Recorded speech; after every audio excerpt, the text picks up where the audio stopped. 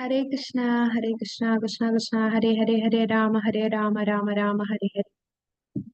Hare Krishna, Krishna Krishna, Hare Hare, Hare Rama, Hare. Hare Krishna, Krishna Krishna, Hare Hare. Hare Krishna.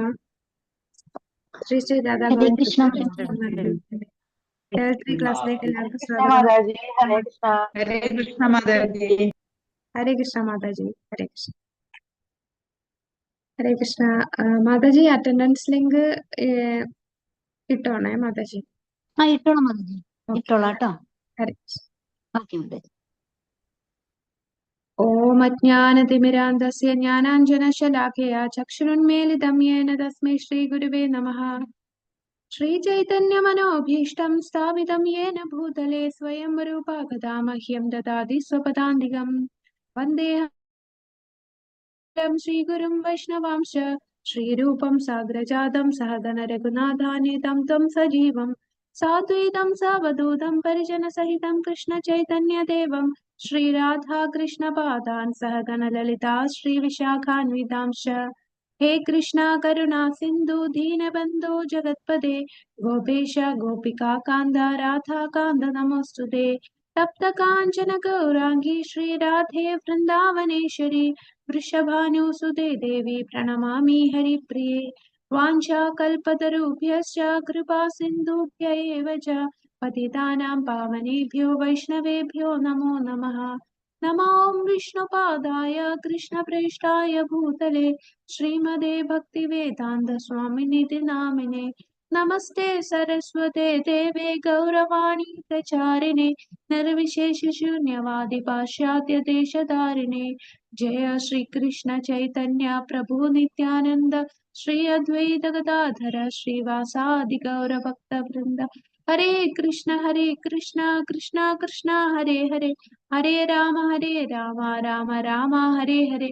हरे कृष्ण कृष्ण कृष्ण हरे हरे, हरे राम राम राम हरे हरे.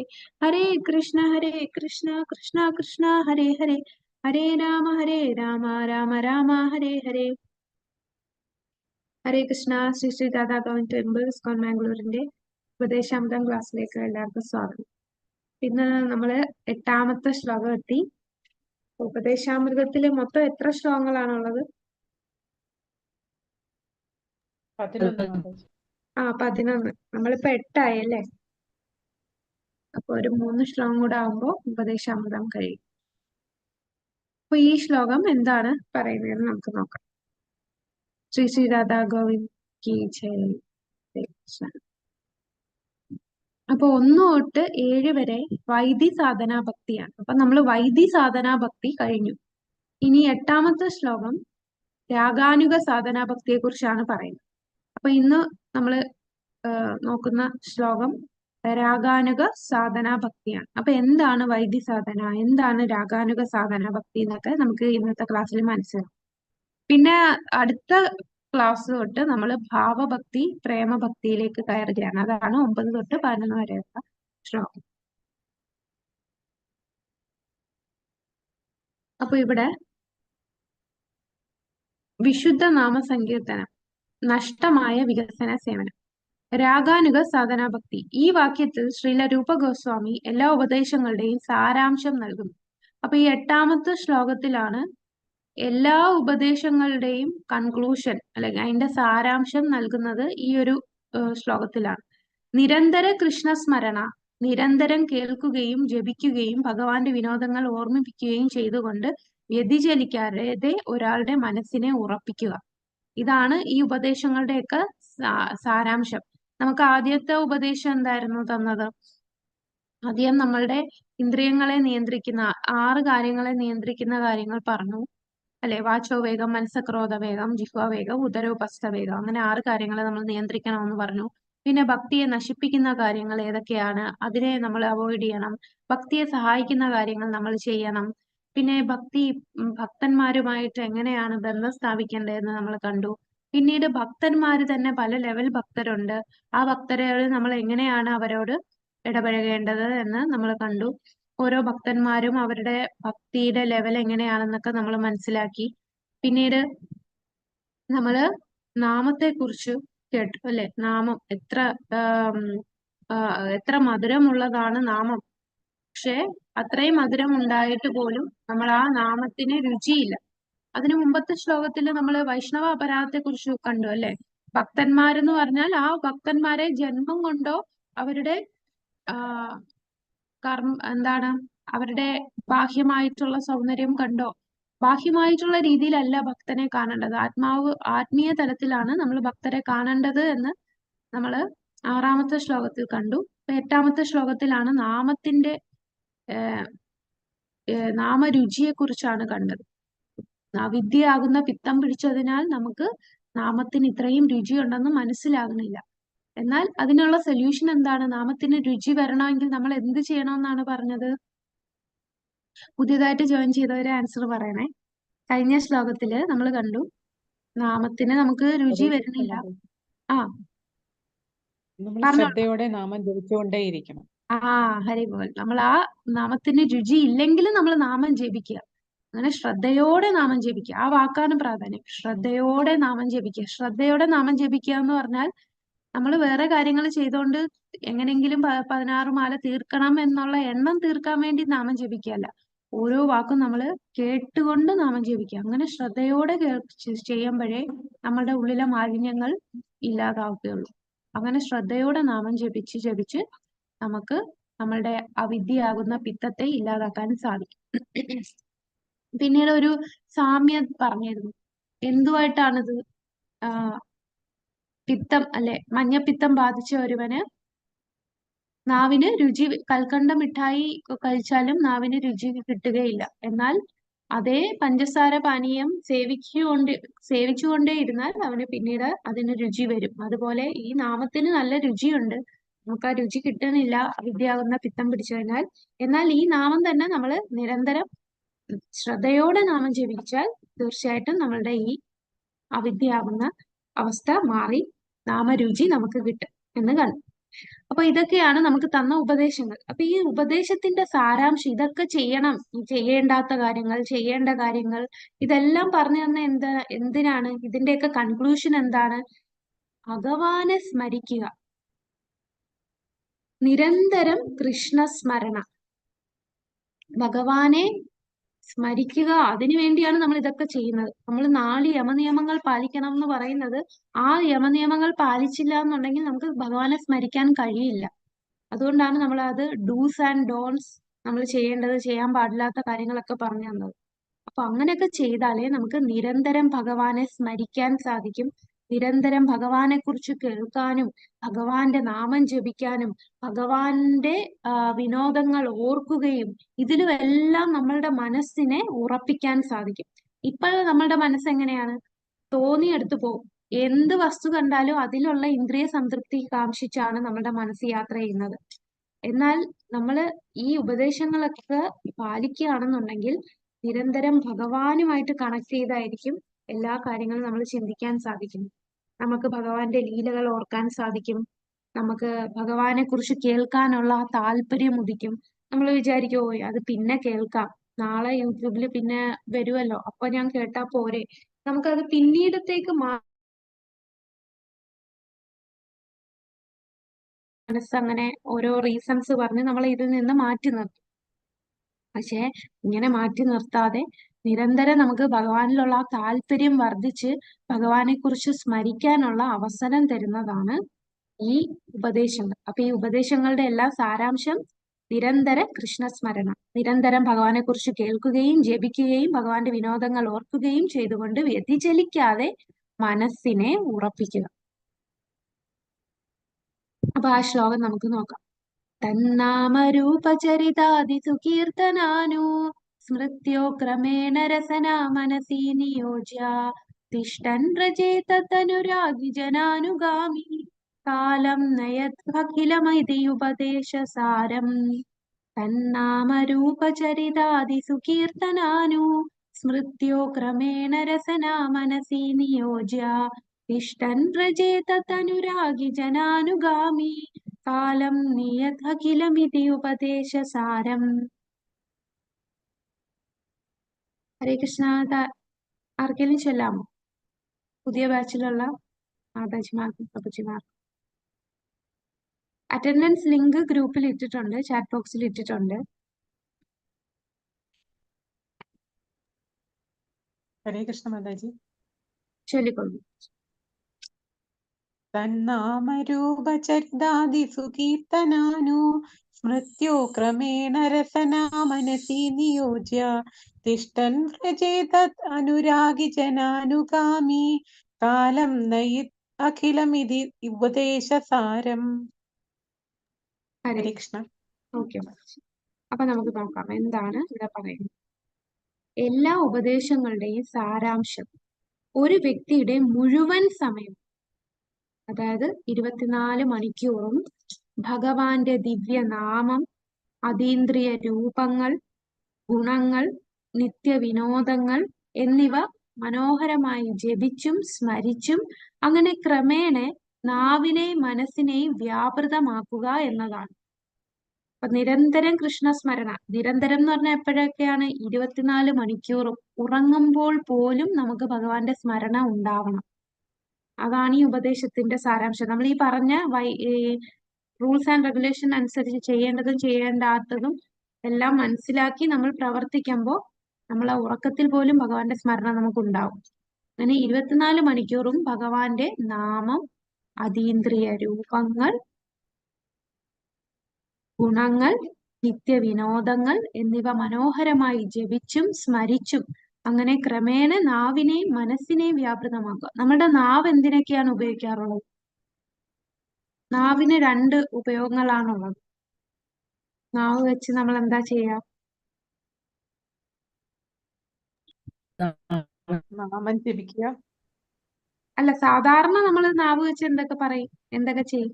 സംസാരിക്കാൻ ഉപയോഗിക്കും, പിന്നെ കഴിക്കാൻ, രുചിക്കാൻ, അല്ലെ? ഭക്ഷണം കഴിക്കാനായിട്ട് നാവ് വേണം. അപ്പൊ നാവ്, അപ്പൊ ഈ 2 കാര്യങ്ങളാണ്. അപ്പൊ ഈ നാവിനെ എങ്ങനെ ഭഗവാന്റെ സേവനത്തില് വ്യാപൃതനാക്കും? നാവിനെ കൊണ്ട് നാമസങ്കീർത്തനം, പ്രസാദം കഴിക്കണം. നമ്മൾ സംസാരിക്കുമ്പോൾ ഭഗവാനെ കുറിച്ച് സംസാരിക്കുക, ഭഗവാന്റെ നാമം ജപിക്കുക, കീർത്തനം ചെയ്യുക. അങ്ങനെ നമ്മുടെ സംസാരം ഭഗവാന് വേണ്ടിയാക്കാം. പിന്നെ നമ്മൾ ഭക്ഷണം കഴിക്കുന്ന എന്തായിരിക്കണം? ഭഗവത് പ്രസാദം കഴിക്കുക. അങ്ങനെ നമ്മളുടെ നാവിനെയും പിന്നെ മനസ്സിനെയും, മനസ്സെന്താണ്? മനസ്സിന് പല കാര്യങ്ങൾ ചിന്തിക്കുമ്പോൾ ആ ചിന്തകളെല്ലാം മാറ്റി ഭഗവാനെ സ്മരിക്കുന്നതിൽ വ്യാപൃതമാക്കുക. ഈ രീതിയിൽ ഒരാൾ വ്രജത്തിൽ വസിക്കുകയും ഭക്തരുടെ മാർഗനിർദ്ദേശത്തിൽ കൃഷ്ണനെ സേവിക്കുകയും വേണം. അപ്പൊ ഇങ്ങനെ നിരന്തരം ഭഗവത് സ്മരണയിൽ ഇരിക്കുന്ന ഒരു വ്യക്തി വ്രജധാമത്തിൽ വസിക്കാം. അവിടെ വസിച്ച് എന്ത് ചെയ്യണം? അവിടെ ഒറ്റയ്ക്ക് ഇങ്ങനെ വസിക്കുകയല്ല, അവിടെ ഒരുപാട് ഭക്തരുണ്ട്. അതിലുള്ള ശുദ്ധ ഭക്തരുടെ, ഉയർന്ന ഭക്തരുടെ മാർഗനിർദ്ദേശത്തിൽ കൃഷ്ണനെ സേവിക്കുകയും വേണം. അവർ നമുക്ക് പറഞ്ഞു തരും എങ്ങനെയാണ് ഭക്തരെ സേവിക്കേണ്ടതെന്ന്. അവരിൽ നിന്ന് നമുക്ക് പഠിക്കാൻ സാധിക്കും. അങ്ങനെ അവരുടെ മാർഗനിർദ്ദേശ പ്രകാരം ഭഗവാനെ വ്രജധാമത്തിൽ ഇരുന്ന് സേവിക്കണം. ഭഗവാന്റെ ഭക്തി സേവനത്തിൽ അഗാധമായി ബന്ധപ്പെട്ടിരിക്കുന്ന ഭഗവാന്റെ പ്രിയപ്പെട്ട ഭക്തരുടെ പാത പിന്തുടരേണ്ടതാണ്. അപ്പൊ ഭക്തി എന്ന് പറഞ്ഞാൽ അത് ഒറ്റയ്ക്ക് ഇൻഡിപെൻഡന്റ് ആയിട്ട് ഇരുന്ന് ചെയ്യുന്ന ഒരു പ്രക്രിയ അല്ല. ഭക്ത സംഘത്തിൽ ചെയ്യേണ്ടതാണ്. നമ്മൾ ഒറ്റയ്ക്ക് ഇരുന്നാൽ ഭക്തിയിൽ നിന്ന് നമ്മൾ വീണു പോകും. അതുകൊണ്ട് ഭക്തി എന്ന് പറഞ്ഞാൽ എന്താണ്? ഭഗവാന്റെ പ്രിയപ്പെട്ട ഭക്തരുടെ പാത പിന്തുടർന്ന് ചെയ്യേണ്ടതാണ് ഭക്തി.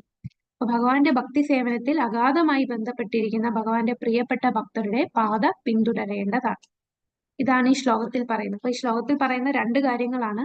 ഒന്ന്, എല്ലാ ഉപദേശങ്ങളുടെയും സാരാംശമായിട്ട് പറയുന്നു. എന്താണ്? നമ്മൾ നിരന്തരം 24 മണിക്കൂറും ഭഗവാന്റെ സ്മരിക്കണം. എങ്ങനെ സ്മരിക്കണം? ഭഗവാന്റെ നാമം, ഭഗവാന്റെ രൂപം, ഗുണങ്ങൾ, വിനോദങ്ങൾ അവ സ്മരിക്കുകയും അവ മറ്റുള്ളവർക്ക് പറഞ്ഞു കൊടുക്കുകയും ജപിക്കുകയും ഒക്കെ ചെയ്യുക. അങ്ങനെ നമ്മളുടെ ആരെ നിയന്ത്രിക്കാം? നാവിനെയും നിയന്ത്രിക്കാം, മനസ്സിനെയും വ്യാപൃതമാക്കുക. ഇങ്ങനെ വ്യാപൃതമാക്കുന്ന ഒരു വ്യക്തി എന്ത് ചെയ്യണം? വ്രജധാമത്തിൽ ഭക്തരുടെ മാർഗനിർദ്ദേശ പ്രകാരം ഭഗവാനെ സേവിക്കുക. അപ്പൊ ഭക്തരുടെ മാർഗനിർദ്ദേശം, അവരുടെ പാത പിന്തുടർന്നാണ് നമ്മൾ ഭക്തി സേവനത്തിൽ ഏർപ്പെടേണ്ടത്. ഭഗവാൻ ഏറ്റവും പ്രിയപ്പെട്ട ഭക്തരുടെ പാത പിന്തുടരുക. അങ്ങനെയാണ് നമ്മൾ ഭക്തി സേവനം ചെയ്യേണ്ടത്. മുമ്പത്തെ എല്ലാ നിർദ്ദേശങ്ങളുടെയും പിന്നിലുള്ള ഉദ്ദേശം എന്തിന് മനസ്സിനെ നിയന്ത്രിക്കണം, മനസ്സിനെ എങ്ങനെ നിയന്ത്രിക്കാം, കേൾവി മുതൽ പൂർണ്ണത വരെയുള്ള 5 ഘട്ടങ്ങൾ. ഇതൊക്കെയാണ് നമ്മൾ ഇന്നത്തെ ക്ലാസ്സിൽ കാണാൻ പോകുന്ന ഭാഗങ്ങൾ. അപ്പൊ ആ സാരാംശമാണ് നമ്മളിപ്പോ ഈ ശ്ലോകത്തിൽ കണ്ടത്. അപ്പൊ അവിടെ പറയുന്നു മനസ്സിനെ വ്യാപൃതമാക്കണം.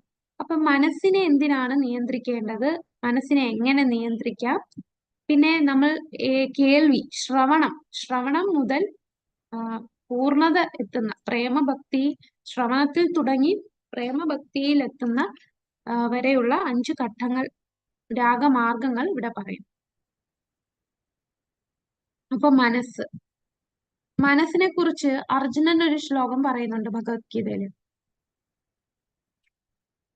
പറയാൻ പറ്റുമോ? പുതിയ ബാച്ചിലുള്ളവർക്ക് പറയാം. അർജുനൻ മനസ്സിനെ കുറിച്ചൊരു കാര്യം ഭഗവാനോട് പറയുന്നുണ്ട്. മനസ്സിനെ നിയന്ത്രിക്കാൻ വളരെ ബുദ്ധിമുട്ടാണ്. നമ്മള് ബ്ലോയിങ് വിൻഡിനെ നമുക്ക് നിയന്ത്രിക്കാം, പക്ഷെ മനസ്സിനെ നിയന്ത്രിക്കാൻ പറ്റില്ല. അത് സ്ട്രോങ് ആണ്, ഒബ്സ്റ്റിനേറ്റ് ആണ്, ടർബുലന്റ് ആണ്. അതെ അതെ. അത് ഏത് ശ്ലോകമാണെന്ന് വേറെ ആർക്കെങ്കിലും പറയാൻ പറ്റുമോ?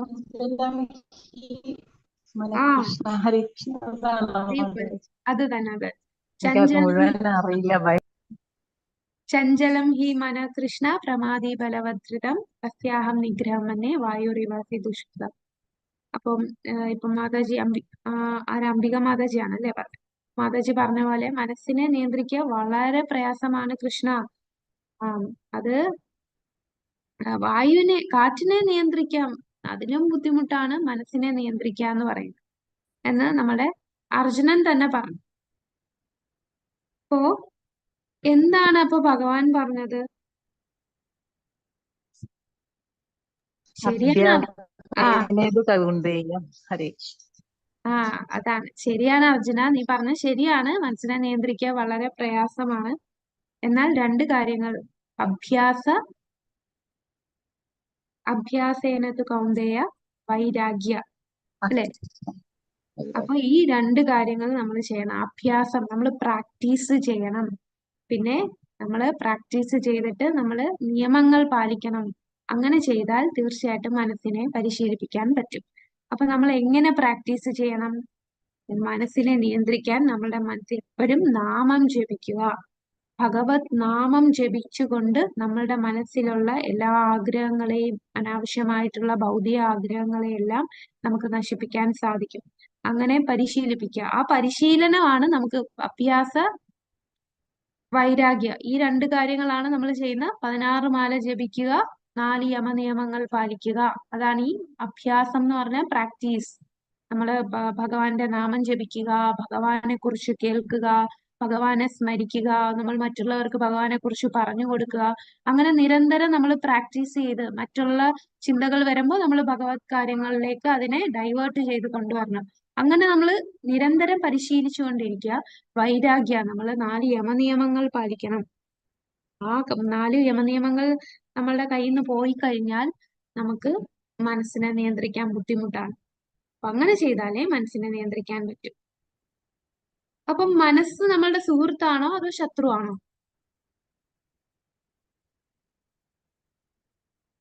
മനസ്സ് ശത്രുവാണ്. മനസ്സിനെ നമ്മള് കൺട്രോൾ ചെയ്താൽ അത് ഫ്രണ്ടാണ്, കൺട്രോൾ ചെയ്തില്ലെങ്കിൽ അത് എനിമിയാണ്. അതെ. അപ്പം മനസ്സ് ശത്രുവും ആകും മിത്രവുമാകും. മനസ്സിനെ നമുക്ക് ട്രെയിൻ ചെയ്യാൻ പറ്റും. നമ്മള് കണ്ടിട്ടില്ലേ ഈ സർക്കസിലുള്ള ഈ മനസ്സിനെ നമ്മൾ ഇവിടെ പറയുന്ന കുരങ്ങനെ പോലെയാണ് മനസ്സെന്ന് പറയാം. അങ്ങോട്ടും ഇങ്ങോട്ടും ചാടിക്കൊണ്ടിരിക്കും, ഒരു കാര്യത്തിൽ സ്ഥിരമായിട്ട് നിൽക്കില്ല. പക്ഷെ ഈ കുരങ്ങൻ നമുക്ക് ട്രെയിൻ ചെയ്യാൻ പറ്റുന്ന ഒരു മൃഗമാണ്. അതുപോലാണ് മനസ്സിനെ നമുക്ക് ട്രെയിൻ ചെയ്യാൻ പറ്റും. ട്രെയിൻ ചെയ്തില്ല എന്നുണ്ടെങ്കിൽ അത് നമ്മളുടെ ശത്രുവായിരിക്കും. എന്നാൽ ട്രെയിൻ ചെയ്തിട്ടുള്ള മനസ്സാണെന്നുണ്ടെങ്കിൽ അത് നമ്മളുടെ മിത്രമായിരിക്കും. അപ്പൊ വേറൊരു ഉദാഹരണം പറഞ്ഞാൽ, നമ്മുടെ വീട്ടില് ഒരു നായയെ വളർത്തുവാണെങ്കിൽ അത് ആദ്യം എല്ലാരെ കാണുമ്പോഴും കടിക്കുകയും പറഞ്ഞാൽ കേൾക്കുകയും ഒന്നും ചെയ്യില്ല. പക്ഷെ അതിന്റെ യജമാനൻ അതിനോട് പറഞ്ഞു പഠിപ്പിക്കും. പക്ഷെ അത് കേട്ടില്ല എന്നുണ്ടെങ്കിൽ എന്ത് ചെയ്യണം? നല്ല അടി കൊടുക്കും. അടി കൊടുത്ത് അവസാനം അതിന് മനസ്സിലാവും, യജമാനൻ പറഞ്ഞത് കേട്ടില്ല എന്നുണ്ടെങ്കിൽ എനിക്ക് അടി കിട്ടും. അങ്ങനെ മനസ്സിലായാൽ എന്താണ്? അത് അതേപോലെ പ്രവർത്തിക്കും. അതുപോലാണ് നമ്മളെ മനസ്സ്. മനസ്സ് എപ്പോഴും നമ്മളെ ചിന്തിപ്പിക്കും, ഞാൻ വളരെ സ്പെഷ്യലാണ്, ഞാനാണ് എല്ലാത്തിലും ആകർഷകമായിട്ടുള്ള വ്യക്തി, ഞാനാണ് എന്നുള്ള ഒരു ഭാവം നമുക്ക് തരും. ഞാൻ എന്ന ഭാവം നമുക്ക് എപ്പോഴും തരുന്നത് ഈ മനസ്സാണ്. ഇപ്പം ഇപ്പൊ ഏതെങ്കിലും ഒരു പാട്ട് കേട്ടാ ഉടനെ നമ്മൾ ആ പാട്ടിലെ സീൻസ് എല്ലാം ആലോചിക്കും. പിന്നെ അതിലുള്ള നായിക നായകന്മാര് ഞാനായിരുന്നെങ്കിൽ എന്നൊക്കെ ചിന്തിക്കും. അങ്ങനെ പല പല പല ചിന്തകളാണ് മനസ്സിലേക്ക് കടന്നു വരിക. നമുക്ക് ആ മനസ്സിനെ നിയന്ത്രിക്കാൻ പറ്റില്ല. പക്ഷെ നിയന്ത്രിക്കാൻ പറ്റും എപ്പോൾ? മനസ്സിനുപരിയായിട്ട് നമ്മളുടെ ബുദ്ധിയെ നമ്മളെ ഷാർപ്പൻ യുവർ ഇന്റലിജൻസ് എന്നാണ് പറയുന്നത്. നമ്മളുടെ ബുദ്ധിയെ നമ്മൾ വികസിപ്പിച്ചാൽ, ഇപ്പൊ ബുദ്ധി മനസ്സിനേക്കാൾ ഉയർന്ന വ്യക്തിയാണ് ബുദ്ധി. അപ്പൊ ബുദ്ധി നമ്മൾ നന്നായിട്ട് വികസിപ്പിക്കുകയാണെന്നുണ്ടെങ്കിൽ, ബുദ്ധി എന്ന് പറഞ്ഞാൽ എന്ത് ബുദ്ധിയാണ്?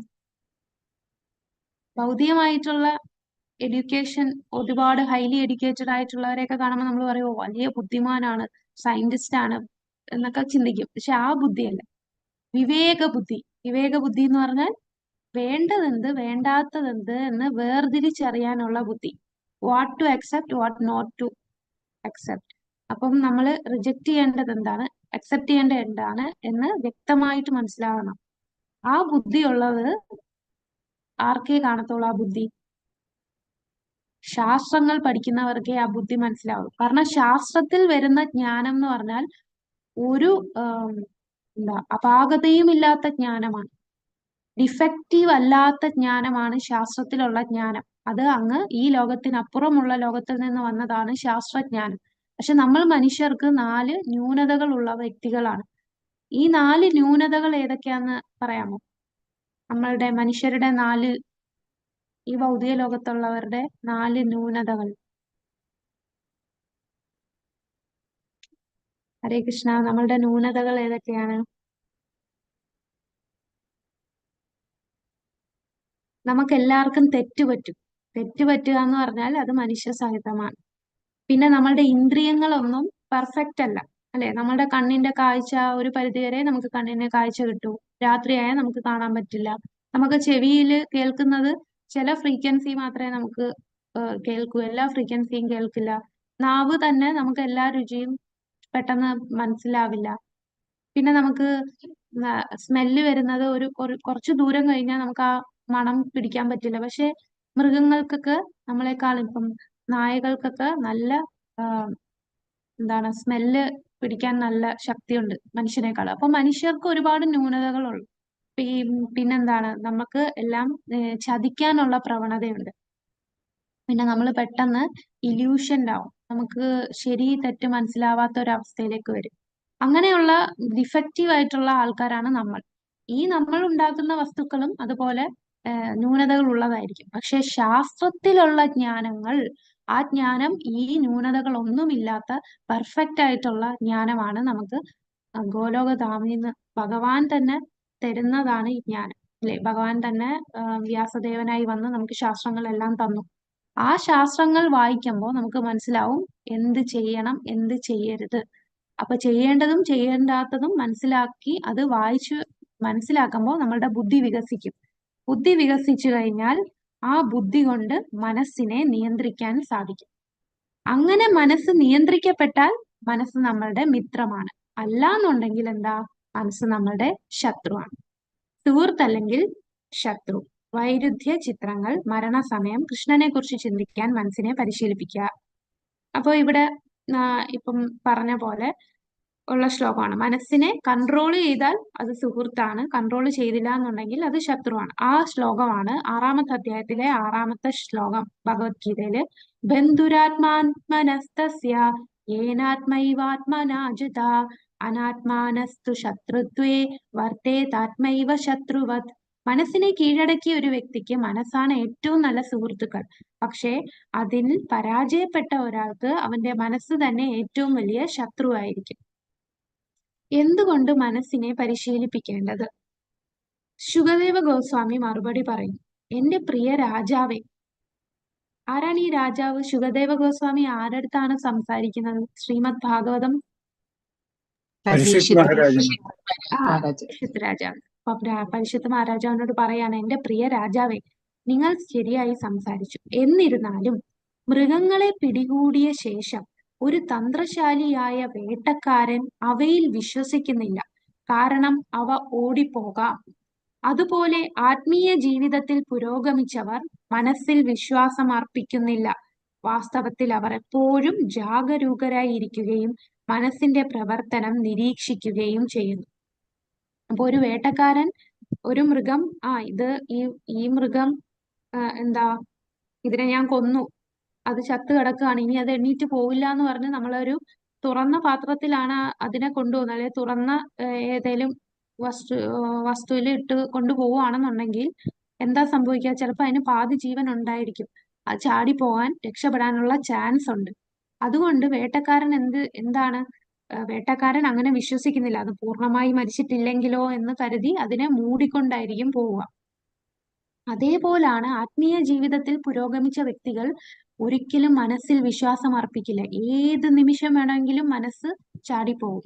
അപ്പൊ അവരെപ്പോഴും വളരെ വിജിലന്റ് ആയിരിക്കും മനസ്സിന്റെ പ്രവർത്തനത്തിൽ. അതിനെ നിരീക്ഷിക്കും. മനസ്സിലുള്ള ചിന്തകൾ, അനാവശ്യ ചിന്തകൾ വന്നാൽ അതിനെ അവരവിടെ വെച്ച് തന്നെ തടയും. അത് വരാതിരിക്കാൻ വേണ്ടി നിരന്തരം അവര് പ്രാക്ടീസ് ചെയ്തുകൊണ്ടേയിരിക്കും. ഞാൻ വളരെ ഉയർന്ന ഭക്തനാണ് ഉള്ള അവസ്ഥ വന്നാൽ പോലും, ഉയർന്ന ഭക്തിയിലെത്തിയ വ്യക്തികൾ പോലും മനസ്സിനെ വിശ്വാസം അർപ്പിക്കുന്നില്ല.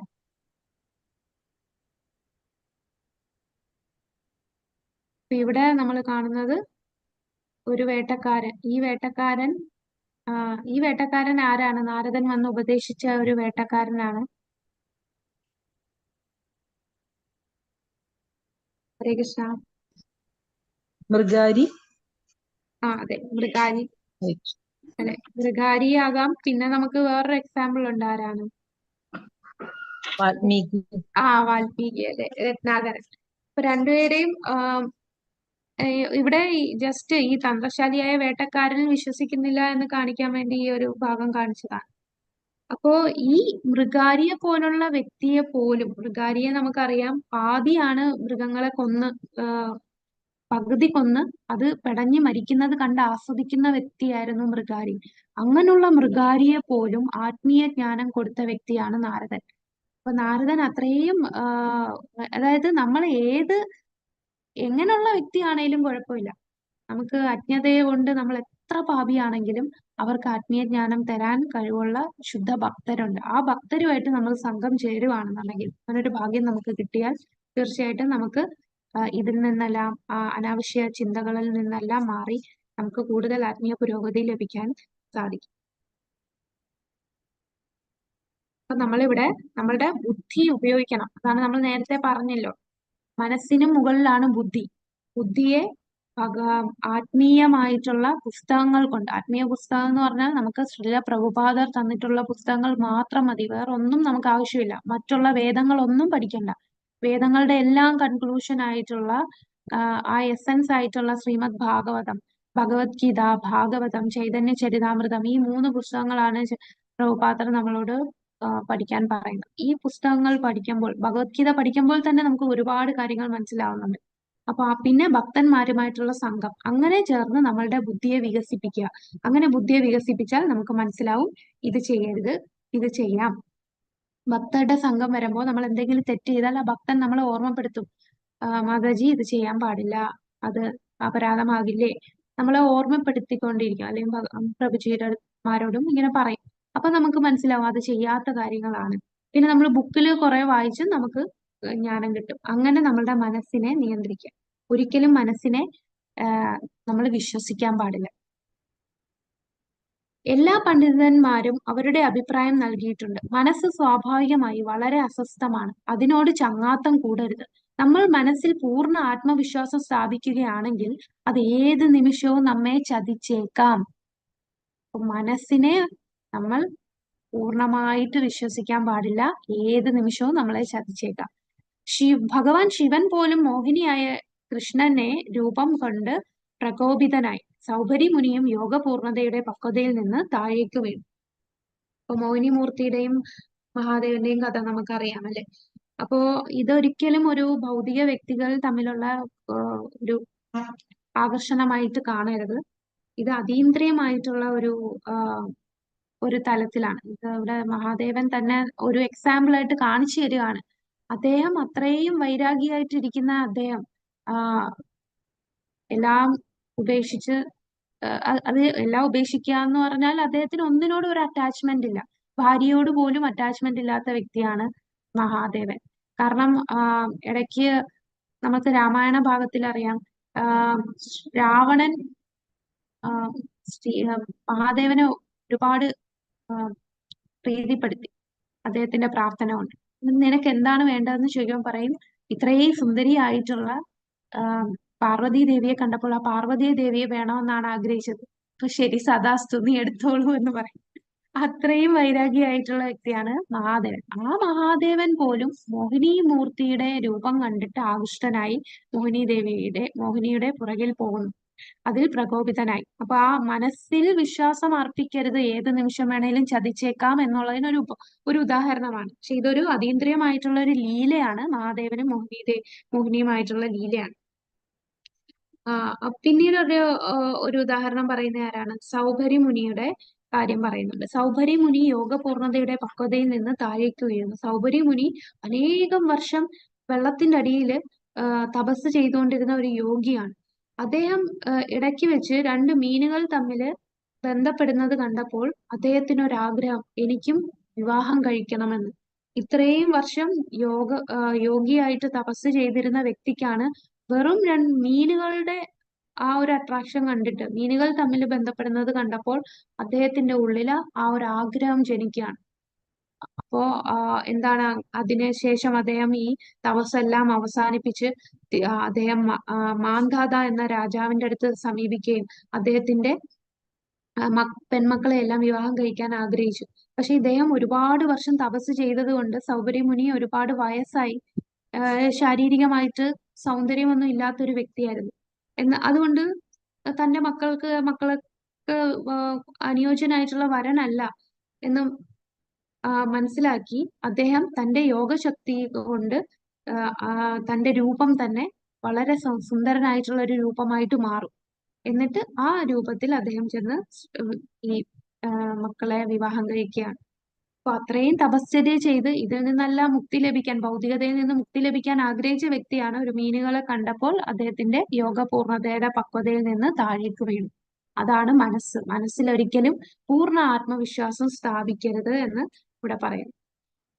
യോഗി തന്റെ മനസ്സിന് അവസരം നൽകുകയും അതിനെ തടയുകയും ചെയ്തില്ലെങ്കിൽ അവന്റെ മനസ്സ് കാമം, കോപം, അത്യാഗ്രഹം തുടങ്ങിയ ശത്രുക്കൾക്ക് സൗകര്യം നൽകും. അത് യോഗഭ്രഷ്ടനാകാൻ ഇടവരുത്തും. അപ്പൊ മനസ്സിനെ നിയന്ത്രിച്ചില്ലെങ്കിൽ എന്താണ്? മനസ്സിൽ ഓരോ കാമം വരും, കോപം വരും, ദേഷ്യം വരും, ആഗ്രഹം, അത്യാഗ്രഹം വരും. ഇങ്ങനെയുള്ള ശത്രുക്കളെല്ലാം ഇരിക്കുന്ന സ്ഥലമാണ് നമ്മളുടെ മനസ്സ്. അപ്പൊ അവരിങ്ങനെ വെയിറ്റ് ചെയ്തിരിക്കുകയാണ് നമ്മൾ എപ്പോഴാണ് ഭക്തിക്ക് നിന്ന് അകന്നു നിൽക്കുന്നത്. ഭക്തിയിൽ നിന്ന് അകലുന്ന സമയം വരുമ്പോൾ ഇവരെല്ലാം തലപൊക്കും. നമ്മളുടെ ഉള്ളിലെ കാമവും കോപവും അത്യാഗ്രഹവും. കാരണം ഈ നമ്മളുടെ ഉള്ളിലുള്ള ഈ വാസനകള് ഈ ജന്മത്തുള്ളതല്ല, പല പല ജന്മങ്ങളിൽ നിന്ന് നമ്മളുടെ കൂടെ വന്നതാണ്. നമുക്ക് രണ്ട് ശരീരമുണ്ട്, സ്ഥൂല ശരീരവും സൂക്ഷ്മ ശരീരവും. സ്ഥൂല ശരീരം എന്താണ് സ്ഥൂല ശരീരം? സ്ഥൂല ശരീരം നമ്മുടെ ഭൗതിക ശരീരം, ഗ്രോസ് ബോഡി എന്ന് പറയും. അതായത് പഞ്ചഭൂതങ്ങൾ കൊണ്ട് നിർമ്മിച്ച നമുക്ക് ഈ തൊടാൻ പറ്റുന്ന ഈ ശരീരമാണ് സ്ഥൂല ശരീരം. ഇനി നമ്മളുടെ ഉള്ളിൽ തന്നെ സൂക്ഷ്മ ശരീരമുണ്ട്. അതേതൊക്കെയാണ്? സൂക്ഷ്മമായിട്ട് സട്ടിൽ ബോഡി ബുദ്ധി, അഹങ്കാരം. മനസ്സ്, ബുദ്ധി, മിഥ്യാഹങ്കാരം. ഹരേ കൃഷ്ണ. മനസ്സ്, ബുദ്ധി, മിഥ്യാഹങ്കാരം ഇവയാണ് നമ്മളുടെ സൂക്ഷ്മ ശരീരം. അപ്പൊ നമ്മൾ മരിക്കുമ്പോൾ എന്താ സംഭവിക്കുക? ഈ രണ്ട് ശരീരവും വേർപെട്ട് ആത്മാവ് പുറത്തേക്ക് വരികയാണ്. നമ്മളുടെ ഭൗതിക ശരീരം, സ്ഥൂല ശരീരം നമ്മൾ പിന്നെ കത്തിച്ചു കളയുന്നു, അല്ലെങ്കിൽ കുഴിച്ചിടുന്നു, അതങ്ങ് നശിപ്പിക്കുകയാണ്. പക്ഷെ നമ്മളുടെ ആത്മാവ് പുറത്തു വരുമ്പോൾ ആത്മാവിനെ ആവരണം ചെയ്ത് നമ്മളുടെ സൂക്ഷ്മ ശരീരം കാണും. ആ സൂക്ഷ്മ ശരീരത്തിൽ എന്താണ്? ആ സമയത്തുള്ള നമ്മളുടെ അവബോധം, നമ്മളുടെ ഉള്ളിലുള്ള ആ ശരീരത്തിലിരുന്ന് നമ്മൾക്കുണ്ടായ കാമവും കോപവും അത്യാഗ്രഹവും ആഗ്രഹങ്ങളെല്ലാം ആ ആത്മാവിന്റെ കൂടെ ഈ സൂക്ഷ്മ ശരീരം വരും. എന്നിട്ട് ആ സൂക്ഷ്മ ശരീരം അപ്പോഴുള്ള ആ അവബോധത്തിന്, ആ ആഗ്രഹം അനുസരിച്ച് ആ സ്വഭാവം, ആത്മാവിന്റെ കൂടെയുള്ള ആ സൂക്ഷ്മ ശരീരത്തിന് എന്ത് സ്വഭാവമാണോ മരിച്ചതിന് ശേഷം പുറത്തു വന്നപ്പോ ഉള്ളത്, ആ സ്വഭാവത്തിന് അനുയോജ്യമായിട്ടുള്ള ഒരു യോനിയിലായിരിക്കും പിന്നീട് ആത്മാവ് പ്രവേശിക്കുക. അങ്ങനെ എത്ര യോനിയിൽ പ്രവേശിച്ച ആത്മാവാണ് നമ്മൾ. അപ്പൊ ഒരുപാട് ജന്മങ്ങളിലുള്ള സ്വഭാവമാണ് നമ്മളുടെ ഉള്ളിലുള്ളത്. അത് ഒരു ജന്മം കൊണ്ട് കിട്ടിയതല്ല. അപ്പൊ ഈ കാമക്രോധ മോഹ ലോഭ മത മാത്സര്യം ഇവയെല്ലാം പല ജന്മങ്ങളായിട്ട് അക്യൂമുലേറ്റ് എന്താ പല ജന്മങ്ങളായിട്ട് ഇങ്ങനെ അടിഞ്ഞു കൂടിയിട്ടുള്ള വാസനയാണ് നമ്മളുടെ ഈ സൂക്ഷ്മ ശരീരത്തിനുള്ളത്. അപ്പൊ അതിനെ ക്ലീൻ ചെയ്യുന്ന പ്രോസസ്സാണ് എന്ത്? ഈ അടിഞ്ഞു കൂടിയിട്ടുള്ള അഴുക്കിനെ കളയുന്ന എന്ത് ചെയ്യണം നമ്മള്? നാമജപം. നാമം ജപിക്കണം അല്ലെ? എത്ര ശക്തിയാണ് ഭഗവത് നാമത്തിന്, ഹരിനാമത്തിന്. ഹരിനാമം ജപിക്കുമ്പോ അതും ശ്രദ്ധയോടെ നമ്മൾ ഹരിനാമം ജപിക്കുമ്പോ ഈ ഇത്ര ജന്മങ്ങളായിട്ടുള്ള ഈ അഴുക്കുകൾ, അടിഞ്ഞുകൂടിയിരിക്കുന്ന അഴുക്കുകൾ ക്ലീൻ ചെയ്തുകൊണ്ടിരിക്കുകയാണ്. അതിനെ അതിനെ ഇല്ലാതാക്കാൻ സാധിക്കും. അപ്പൊ ഈ മനസ്സ് അത്രയും അഴുക്ക് നിറഞ്ഞതാണ് നമ്മളുടെ മനസ്സ്. മനസ്സിനെ അപ്പം നിയന്ത്രിക്കുക വളരെ പ്രയാസമാണ്, അർജുനൻ പറഞ്ഞ പോലെ. അപ്പോ അതിനെ ഒരിക്കലും നമ്മൾ വിശ്വാസം അർപ്പിക്കാൻ പാടില്ല. ഈ പിക്ചറിൽ കാണിച്ചിരിക്കുന്നത് എന്താന്ന് മനസ്സിലായോ?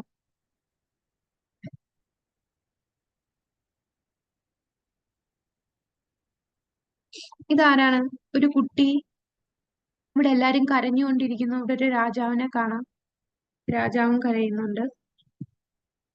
പിന്നീട് നാരദൻ വന്നു. അപ്പൊ ആ കുട്ടി അവിടെ നിന്ന് എണീക്കുന്നു. ഹരേ കൃഷ്ണ. നമ്മളെ പഴയ ബാച്ചിലുള്ളവര് പറഞ്ഞോളൂ. ചിത്രകേതു. ചിത്രകേതു അല്ലെ? ചിത്രകേതു. ഈ കുട്ടി എന്ന് പറയുന്നത് ആരാണ്? ഹർഷ അശോകൻ. അപ്പൊ ഹർഷ അശോക, ചിത്രകേതു രാജാവ് എല്ലാ ഐശ്വര്യ സമ്പത്തുകളും ഉണ്ട്. പക്ഷെ അദ്ദേഹത്തിന്റെ ഏറ്റവും വലിയ ദുഃഖം എന്തായിരുന്നു? തനിക്ക് അനന്തരാവകാശിയായിട്ട് ഒരു കുട്ടിയില്ല. ഒരുപാട് ഭാര്യമാരുണ്ട്. ഇത്രയും ഭാര്യമാരുണ്ടായിട്ടും ഒരു കുഞ്ഞു പോലും അദ്ദേഹത്തിന് ഉണ്ടായില്ല. അങ്ങനെ അദ്ദേഹം ഒരുപാട് വിഷമിച്ചിരുന്നിട്ടാണ് ഒരുപാട് തപശ്ചര്യകളൊക്കെ ചെയ്ത് അവസാനം നാരദ മഹർഷിയും വന്നിട്ട് സൊല്യൂഷൻ പറയും. ഇങ്ങനെ എന്താണ് ഇങ്ങനെ ചെയ്യേണ്ട കാര്യങ്ങൾ പറഞ്ഞു. ഇങ്ങനെ ചെയ്തു കഴിഞ്ഞാൽ നിനക്കൊരു കുട്ടി ഉണ്ടാകും. അപ്പൊ അദ്ദേഹം ഈ ഒരു കാര്യം ചെയ്യാനായിട്ട് പറഞ്ഞിരുന്നത് തന്റെ ഏറ്റവും പ്രിയപ്പെട്ട ഭാര്യയുടെ അടുത്താണ് പറഞ്ഞത്. അപ്പം ബാക്കിയുള്ള ഭാര്യമാർക്ക് ഈ ഭാര്യയുടെ അടുത്ത് അസൂയായിരുന്നു. കാരണം അവർക്ക് മാത്രമേ കുട്ടി ഉണ്ടായിരുന്നുള്ളൂ. കുട്ടി ആയപ്പോഴത്തേക്കും ഇദ്ദേഹത്തിന് വളരെ സന്തോഷമായ, അദ്ദേഹം എപ്പോഴും കുട്ടിയുടെ കൂടെയും ഈ ഭാര്യയുടെ കൂടെയുമാണ് സമയം ചെലവാക്കിക്കൊണ്ടിരുന്നത്. അപ്പൊ ബാക്കിയുള്ള ഭാര്യമാര് ചിന്തിച്ചു, ഇപ്പൊ നമ്മളുടെ കൂടെ ഇദ്ദേഹം വരാത്തതിനുള്ള കാരണം ഈ കുട്ടിയാണ്. ഈ കുട്ടി ജനിച്ചതിന് ശേഷമാണ് അദ്ദേഹം നമ്മളെ ഒന്നും മൈൻഡ് പോലും ചെയ്യണില്ല. ഏത് സമയം അവരുടെ കൂടെയാണ്. അപ്പൊ നമ്മളുടെ ആ സന്തോഷം തിരിച്ചു കിട്ടണമെങ്കിൽ ഈ കുട്ടി ഇല്ലാതാകണം എന്ന് ചിന്തിച്ച് ഇവരെന്ത് ചെയ്യും? ഈ കുട്ടിക്ക് വിഷം കൊടുത്ത് കൊല്ലുകയാണ് കുഞ്ഞിനെ. ഈ രാജ്ഞിമാരെല്ലാരും കൂടെ ചേർന്ന് വിഷം കൊടുത്ത് കൊല്ലുന്നു. അപ്പൊ എത്ര നാള് കാത്തിരുന്നുണ്ടായ ഏക പുത്രനാണ് മരിക്കുന്നത്. പക്ഷെ ഈ കുട്ടി ജനിക്കുന്നതിന് മുമ്പേ പറയുന്നുണ്ട്, ഈ കുട്ടി നിനക്ക് സന്തോഷവും തരും ദുഃഖവും തരും. ഹർഷ അശോക, അതായത് സന്തോഷം തരും, ഹർഷവും തരും, ശോകവും തരും. ശോകവും സന്തോഷവും തരുന്ന ഒരു കുട്ടിയായിരിക്കും. അപ്പൊ ശോകം തരുമെന്ന് പറഞ്ഞപ്പോ ഇദ്ദേഹം വിചാരിച്ചു കുട്ടി ദുശീലമുള്ളവനായിരിക്കും, പറഞ്ഞാൽ കേൾക്കില്ലായിരിക്കും, അങ്ങനെയുള്ള കുട്ടിയായിരിക്കുന്നു. പക്ഷെ ഒരിക്കലും വിചാരിച്ചില്ല പെട്ടെന്ന് തന്നെ കുട്ടി തന്നെ വിട്ടു പോകുമെന്ന് അദ്ദേഹം വിചാരിച്ചില്ല. അങ്ങനെ കുട്ടി മരിച്ചു കിടക്കുമ്പോൾ വാവിട്ട് കരയാണ്. അദ്ദേഹത്തിന് എന്ത് ചെയ്യണം, ജീവൻ തന്നെ നശിപ്പിക്കാന്നുള്ള ചിന്തയിൽ ഇദ്ദേഹം കരയാണ്. അങ്ങനെ കരയുമ്പോഴാണ് നാരദ മഹർഷിയും വരുന്നത്. നാരദ മഹർഷി വന്നിട്ട് ഈ കൊച്ചിന് തിരിച്ച് ജീവൻ കൊടുക്കും. ജീവൻ കൊടുക്കുമ്പോ ഈ കുട്ടി ചോദിക്കും, കുട്ടിയുടെ അടുത്ത് ഇവർ രണ്ടുപേരും ചോദിക്കും, അമ്മയും അച്ഛനും മോനെ എന്ന് പറഞ്ഞ് വിളിക്കുമ്പോ ഈ കുട്ടി പറയും, ഏതമ്മയും അച്ഛനും, ഏത് ജന്മത്തിൽ അമ്മയും അച്ഛനും? എനിക്ക് ഒരുപാട് അമ്മയും അച്ഛനും ഉണ്ടായിട്ടുണ്ട്. പല പല ജന്മങ്ങളിൽ എനിക്ക് പലരായിരുന്നു അമ്മയും അച്ഛനും. ചിലപ്പോ പട്ടിയായിട്ടും പൂച്ചയായിട്ടും ഒക്കെ ആ ശരീരത്തിൽ കയറുമ്പോൾ എനിക്ക് പൂച്ചയായിരിക്കും അമ്മയും അച്ഛനും. നായയുടെ ശരീരത്തിൽ കയറുമ്പോൾ എനിക്ക് അമ്മയും അച്ഛനും നായയായിരിക്കും. അപ്പൊ ഇതിൽ ഏത് അമ്മയും അച്ഛനുമാണ് നിങ്ങൾ എന്ന് ചോദിക്കുക. അപ്പോഴാണ് ചിത്രകേതു രാജാവിന് ബോധോദയം ഉണ്ടാകുന്നത്. അപ്പം നാരദ മഹർഷി പറയും, നീ ഈ ശരീരത്തിനോട് ആണ് കൂടുതൽ എന്താ ബന്ധം സ്ഥാപിക്കുന്നത്. ശരീരസ്ഥനായിട്ടിരിക്കുമ്പോഴാണ് നമുക്ക് ഈ വിഷമം വരുന്നത്. നീ എന്തിനാണോ കൂടുതൽ ആകർഷണനായിട്ടിരിക്കുന്നത്, ഇത് ഈ കുട്ടി എന്ന് പറഞ്ഞാൽ ഈ ശരീരമല്ല, ആത്മാവാണ്. നിന്റെ കർമ്മഫലം കൊണ്ടാണ് ഈ കുട്ടി നേരത്തെ അതിന്റെ കർമ്മം എല്ലാം കഴിഞ്ഞത് കൊണ്ട് അതിന് ഈ ശരീരം വിട്ടു. അടുത്ത ഈ ശരീരം നേരത്തെ ഉപേക്ഷിക്കേണ്ടി വന്നു. അതിന് ആ ചെയ്യേണ്ട കാര്യങ്ങളെല്ലാം അത് കുറച്ചു സമയം കൊണ്ട് അതിന്റെ കാലം കഴിഞ്ഞു. അതിന്റെ കർമ്മം ചെയ്തു കഴിഞ്ഞു. അപ്പൊ ഈ കർമ്മഫലം കൊണ്ട് ചിത്രകേതു രാജാവിന് ഈ ദുഃഖം അനുഭവിക്കേണ്ടി വന്നു. അപ്പൊ അതിൽ കൂടുതൽ ആകർഷണ ആവാൻ പാടില്ല. ആത്മീയമായി പുരോഗമിച്ചവർ ഇതുപോലെയുള്ള ദുഃഖത്തിലും സന്തോഷത്തിലും കൂടുതൽ അങ്ങ് അറ്റാച്ച്ഡ് ആവില്ല. അവരെല്ലാത്തിനും സമഭാവനയോടായിരിക്കും കാണുക.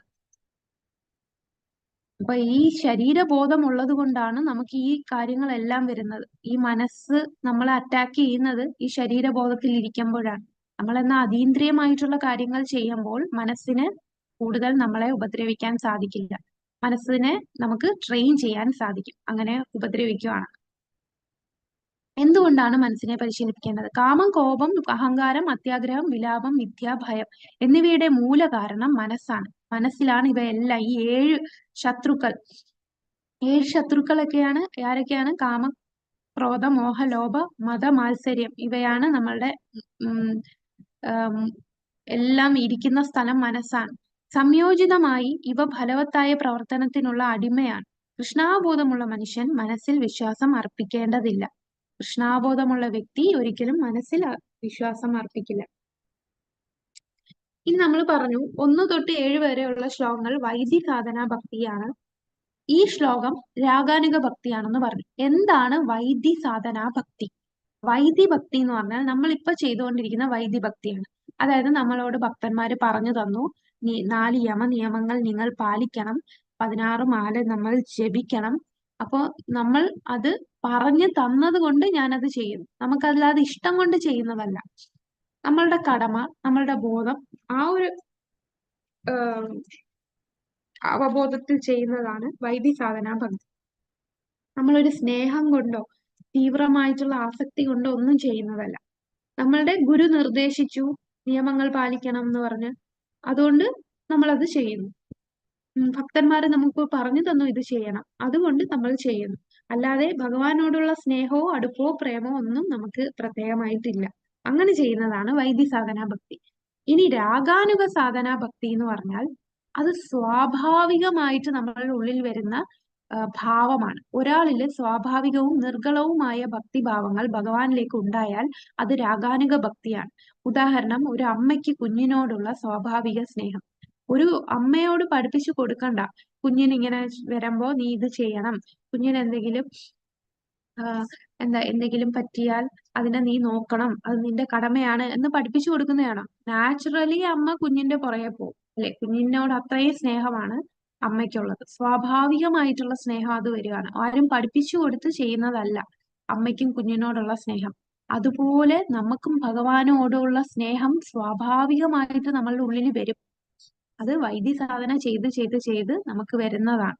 ആ വൈദി ഭക്തി ചെയ്ത് നമ്മളോട് പറഞ്ഞ നിർദ്ദേശപ്രകാരം ചെയ്ത് കുറെ കഴിയുമ്പോൾ സ്വാഭാവികമായിട്ട് നമുക്ക് ഭഗവാനോടുള്ള ഭാവങ്ങൾ ഉണ്ടാവും. അതിനെയാണ് രാഗാനുഗ ഭക്തി എന്ന് പറയുന്നത്. അപ്പൊ ഇവിടെ വൈദി സാധന ഭക്തിയുടെ ഉദാഹരണം നമ്മൾ ജപിക്കുക, മംഗളാരതി തൊഴണം, ആത്മീയ ലോകം. നമുക്ക് ഓരോ തിയറി ഒക്കെ പഠിപ്പിച്ചു തന്നല്ലേ? നമ്മൾ ആത്മാവാണ്, ആത്മീയ ലോകമാണ്, ആത്മീയ ലോകത്തിലെല്ലാം ശാശ്വതമാണ്, നമ്മൾ ഗുണത്തിലൊന്നാണ്, എന്നാൽ അളവില് വ്യത്യാസമാണ്. ഇതെല്ലാം നമുക്ക് പറഞ്ഞു തന്ന് ചെയ്യുന്നു. പക്ഷേ രാഗാനുഗ ഭക്തി ആകുമ്പോൾ നമുക്കത് വെളിവാകും. നമ്മളുടെ ഉള്ളിൽ തന്നെ സ്വാഭാവികമായിട്ട് അതൊക്കെ മനസ്സിലാക്കാൻ തുടങ്ങും. ശ്രവണത്തിലൂടെ സ്മരണത്തിന്റെ ഘട്ടങ്ങൾ. അപ്പൊ ഇത് എങ്ങനെയാണ് നമ്മൾ ഈ രാഗാനുഗ ഭക്തിയിലേക്ക് എത്തുക? രാഗാനുഗ സ്വാഭാവികമായിട്ട് നമുക്ക് ഭഗവാനോടുള്ള പ്രേമമൊക്കെ ഉണ്ടാവണം, സ്നേഹം ഉണ്ടാകണം. അതിന് നമ്മൾ എന്താ ചെയ്യേണ്ടത്? തുടക്കം തന്നെ നമ്മൾ ചെവിയിലൂടെയാണ് അത് തുടക്കം. എന്താ ചെയ്യേണ്ടത്? നമ്മൾ ആദ്യം ചെയ്യേണ്ടത് നമ്മളുടെ ആ ഭക്തിയിൽ ആദ്യം ചെയ്യേണ്ടത് ശ്രവണം. ചെവിക്ക് അത്രയും ശക്തിയാണ്. ഈ പരദൂഷണങ്ങൾ എല്ലാം ഇങ്ങനെ പ്രചരിച്ചു പോകുന്നത് എന്താ, ചെവിയിലൂടെ കേട്ട് കേട്ട് കേട്ട് അത് മനസ്സിലേക്ക് ഇറങ്ങിയാണ് ഇങ്ങനെ പോകുന്നത്. പക്ഷെ നമ്മളെ ആരെക്കുറിച്ച് കേൾക്കണം? അനാവശ്യ കാര്യങ്ങളൊന്നും കേൾക്കാതെ ഭഗവാനെ കുറിച്ച് കേൾക്കുക, ഭഗവത് നാമം കേൾക്കുക. നമ്മൾ ശ്രദ്ധയോടെ നാമം ജപിക്കുമ്പോൾ ഉറക്കം ജപിക്കണം. ചിലർ പറയും ഞാൻ 24 മണിക്കൂർ ജപിക്കാറുണ്ട്, ഞാൻ മനസ്സിലാ ജപിക്കുക എന്ന് പറയും. പക്ഷെ മനസ്സിൽ ജപിച്ചാൽ അത് നമ്മളുടെ ഉള്ളിൽ കയറില്ല. ഉറക്കെ തന്നെ ജപിക്കണം. ഉറക്കെന്ന് പറഞ്ഞാൽ നമുക്ക് കേൾക്കാൻ പറ്റുന്ന സൗണ്ടിൽ നമ്മൾ ജപിക്കണം. അല്ലാതെ പ്രഭുപാദരുടെ അടുത്ത് ഒരു ഭക്ത ഇങ്ങനെ പറയുമായിരുന്നു, ഞാൻ എപ്പോഴും ജപിക്കും, മനസ്സിൽ ജപിക്കും എന്ന് പറയും. അപ്പൊ അദ്ദേഹം പറയും, നിങ്ങൾ കഴിക്കുന്ന മനസ്സിലൂടെയാണോ കഴിക്കുന്നത്? അല്ല, നമ്മൾ ഫിസിക്കലി ആണ് ആഹാരം വായിൽ വെച്ചാണ് കഴിക്കുന്നത്. അതേപോലെ ചെയ്യണം, എന്നാലേ നമുക്ക് വിശപ്പ് മാറും. അല്ലാതെ ഒരു വസ്തു കണ്ടിട്ട് മനസ്സുകൊണ്ട് ഞാൻ കഴിച്ചു അപ്പൊ നിങ്ങളുടെ വിശപ്പ് മാറുമോ? ഇല്ല. അതുകൊണ്ട് നമ്മൾ ഉറക്കെ ജപിക്കും. ഉറക്ക എന്ന് പറഞ്ഞാൽ നമുക്ക് കേൾക്കാൻ പറ്റുന്ന സൗണ്ടിൽ നമ്മൾ നാമം ജപിക്കണം. അങ്ങനെ ശ്രദ്ധയോടെ ജപിക്കുക. അതിലാണ് തുടക്കം. ശ്രവണത്തിലൂടെ നമ്മള് ഉയർന്നുയർന്നു വരണം. അപ്പൊ അതിന് പല ഘട്ടങ്ങളുണ്ട്. ശ്രവണദാസ എന്ന അവസ്ഥയിൽ വരുമ്പോ നമുക്ക് നന്നായി ശ്രവിക്കുന്നവരായിരിക്കും. കൃഷ്ണകഥ ഒരുപാട് ശ്രദ്ധയോടെ, ഒന്നും വിട്ടുപോകാതെ ശ്രദ്ധയോടെ കേൾക്കുന്ന ആൾക്കാരാണ് ശ്രവണദാസ. ഇനി അതിന്റെ അടുത്ത ഘട്ടമാണ് വാരണദാസ. വാരണദാസ എന്ന് പറഞ്ഞാൽ കേട്ട കാര്യം ചുമ്മാതെ ഈ ചെവി കൂടെ കേട്ട് അപ്പുറത്തെ ചെവി കൂടെ കളയുകയല്ല, അതിനെ സ്വീകരിക്കും. അത് സ്വീകരിച്ച് അതെനിക്ക് ചെയ്യണം എന്ന് തോന്നും. ഈ കാര്യങ്ങൾ ശരിയാണ് പറഞ്ഞത്. ഇപ്പൊ പറഞ്ഞു നമ്മൾ നാമം ജപിക്കണം, 16 മാല ജപിക്കണം എന്നൊക്കെ പറഞ്ഞു. അപ്പൊ നമ്മളിപ്പോ 8 മാല ഒക്കെ ആയിരിക്കും ജപിക്കുന്നത്. ശരിയാണ്, എനിക്കിനി നാമജപം കൂട്ടണം. അത് സ്വീകരിക്കുന്ന, ആ സ്വീകാര്യത വരുന്ന അവസ്ഥയാണ് വാരണദാസ എന്ന് പറയുന്നത്. ഇനി സ്മരണാവസ്ഥ എന്ന് പറഞ്ഞാൽ നമ്മൾ കേട്ട കാര്യം വീണ്ടും വീണ്ടും നമ്മൾ ഓർക്കും. ഭഗവാന്റെ ലീലകളാ, ഭഗവാനെ കുറിച്ചൊക്കെ നമ്മൾ സ്മരിക്കാൻ തുടങ്ങും, ഓർക്കാൻ തുടങ്ങും. ചുമ്മാതിരിക്കുമ്പോഴെല്ലാം നമ്മൾ കേട്ട കാര്യങ്ങള്, നമ്മൾ ഭഗവാനെ കുറിച്ച് വായിച്ച കാര്യങ്ങൾ, അങ്ങനെയുള്ളതൊക്കെ നമ്മൾ ഓർക്കും. അതാണ് സ്മരണാവസ്ഥ. ഇനി അനുസ്മൃതി, നിരന്തരമായിട്ടുള്ള ധ്യാനം, തടസ്സമില്ലാത്തതും ഏകാഗ്രവുമായിട്ടുള്ള സ്മരണ. എന്ന് വെച്ചാൽ നമ്മളുടെ ഓർക്കുന്നത് നിരന്തരമായിരിക്കും. അതിന്റെ സമയം കൂടും. ഒരുപാട് സമയം നമ്മൾ ഭഗവാനെ കുറിച്ച് സ്മരിക്കാൻ തുടങ്ങും. പിന്നെ സ്മരണദാസ സമാധി, അവസാനത്തെ സ്റ്റേജ് ആണ് സമാധി. ഈ സമാധി സ്റ്റേജ് എന്ന് പറഞ്ഞാൽ ഒരു സാഹചര്യത്തിലും ഒരു തടസ്സവും ഇല്ലാതെ നിർത്താതെയുള്ള അനുസ്മൃതി. 24 മണിക്കൂറും ഭഗവാനെ സ്മരിച്ചുകൊണ്ടിരിക്കുന്ന അവസ്ഥയാണ് സ്മരണദാസയില് അല്ലെങ്കിൽ സമാധി എന്ന് പറയുന്നത്. സമാധി അവസ്ഥയില് ഒരു സെക്കൻഡ് പോലും ഭഗവാനെ സ്മരിക്കാതിരിക്കില്ല. ആ അവസ്ഥയിൽ വരും. അപ്പൊ ഇത് തുടങ്ങുന്ന എവിടം തൊട്ടാണ്? ശ്രവണം, കേട്ടാണ്, കേട്ടുകൊണ്ടാണ്. ചെവിയിലൂടെ അത് നമ്മളുടെ ഹൃദയത്തിലേക്ക് പോകും. പിന്നെ നമ്മളത് സ്വീകരിക്കാൻ തുടങ്ങും, പിന്നെ ഓർക്കാൻ തുടങ്ങും. പിന്നെ ഓർക്കുക എന്നുള്ളത് അതൊരു ധ്യാനമായി മാറും. പിന്നീട് ഒരു സെക്കൻഡ് പോലും പാഴാക്കാതെ ഭഗവാന്റെ സ്മരണയിൽ ഇരിക്കുന്നതാണ് സമാധി എന്ന അവസ്ഥ. സമ്പത്തിദാസ ജീവിതത്തിന്റെ പൂർണ്ണ. ഇനി ഈ ഒരു അവസ്ഥ കഴിഞ്ഞാൽ നമ്മൾ എവിടെ എത്തുക? അപ്പൊ നമ്മൾ മനസ്സിലാക്കും, ഞാൻ ശരീരമല്ല ആത്മാവാണ് എന്നുള്ള അവസ്ഥ നമ്മൾ മനസ്സിലാക്കും. ആ സ്വാഭാവികമായിട്ടുള്ള അവസ്ഥയിലേക്ക്, ഞാനും ഭഗവാനും തമ്മിലുള്ള ബന്ധം എന്താണ് എന്ന് നമ്മൾ മനസ്സിലാക്കും. അപ്പൊ നമ്മളും ഭഗവാനും തമ്മില് പ്രധാനപ്പെട്ട 5 ബന്ധങ്ങളാണ് ഉള്ളത്. ഏതൊക്കെയാണ് ആ ബന്ധങ്ങൾ? 5 രസങ്ങൾ. ഭഗവാനുമായിട്ടുള്ള ഏതൊക്കെ രസമുണ്ട്? ഹരേ കൃഷ്ണ മാധവി. ശാന്തം, ദാസ്യം, സാഖ്യം, വാത്സല്യം, മാധുര്യം. ഹരിബോൾ. അപ്പൊ 5 ബന്ധങ്ങളാണ് നമ്മൾക്ക്. പക്ഷെ ഇപ്പൊ അതൊന്നും ഓർമ്മയില്ലല്ലേ? നമുക്ക് ഇതൊക്കെ കേൾക്കുമ്പോ ഒരു കെട്ടുകഥ പോലൊക്കെ തോന്നാം. പക്ഷെ ഇതാണ് യഥാർത്ഥം. നമ്മുടെ ഇപ്പം നമ്മൾ താമസിച്ചുകൊണ്ടിരിക്കുന്ന നമ്മള് ഈ ഫാമിലി എന്നൊക്കെ പറയുന്ന അതൊക്കെ ടെമ്പററി ആണ് അല്ലെ? ശാശ്വതമായിട്ടുള്ള ഒരു അവസ്ഥയിലാണ് നമ്മളിപ്പം നിൽക്കുന്നത്. പക്ഷെ ഈ ശാശ്വതമായിട്ട് നമുക്ക് ഭഗവാനുമായിട്ട് ഒരു ബന്ധമുണ്ട്. അത് മറന്ന് ജീവിക്കുകയാണ് നമ്മളിപ്പോൾ. അത് മറന്ന് ഭഗവാനുമായിട്ട് അകലണം എന്ന് ആഗ്രഹിച്ചത് കൊണ്ട് നമ്മൾ പല പല ജന്മങ്ങളെടുത്ത് ഇങ്ങനെ ഓരോ ജന്മത്തിലും ഓരോരോ ഫാമിലി ആയിട്ട് നമ്മൾ കഴിയുന്നു. പല പല ബന്ധുക്കളായിട്ട് വരുന്നു. ഇതിന് ഭാഗവതത്തിൽ പറയുന്നത് ഒരു തിരയടിക്കുമ്പോൾ കുറെ മണലുകൾ വന്ന് കൂന കൂടിയിരിക്കും. അടുത്ത തിര വരുമ്പോ അതെല്ലാം പോകും. അപ്പൊ അതുപോലെ നമ്മൾ ഇപ്പം കുറെ ബന്ധുക്കള് നമ്മളുടെ ഫാമിലി എന്ന് പറഞ്ഞ് നമ്മളെല്ലാം കുറെ മണലുകളായിട്ട് നമ്മളിപ്പം ഒന്നിച്ചിരിക്കുകയാണ്.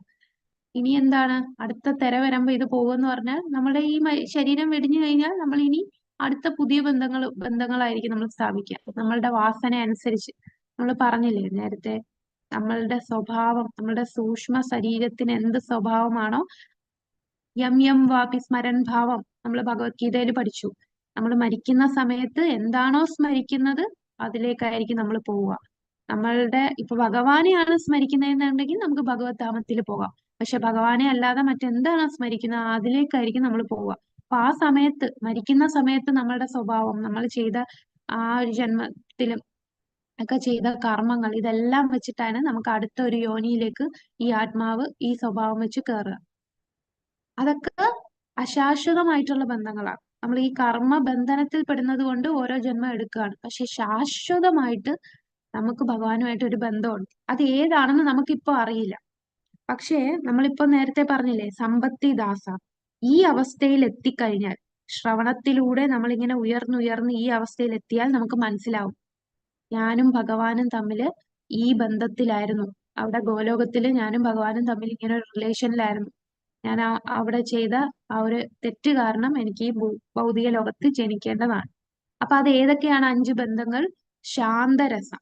ശാന്തരസം എന്ന് പറയുമ്പോ ഇപ്പൊ ചിലര് പറയില്ലേ, എനിക്ക് നമ്മൾ ചില പാട്ടുകളൊക്കെ കേട്ടിട്ടുണ്ട്, ഞാൻ ഓടക്കുഴലായിരുന്നെങ്കിൽ, മയിൽപീലി ആയിരുന്നെങ്കിൽ എന്നൊക്കെ.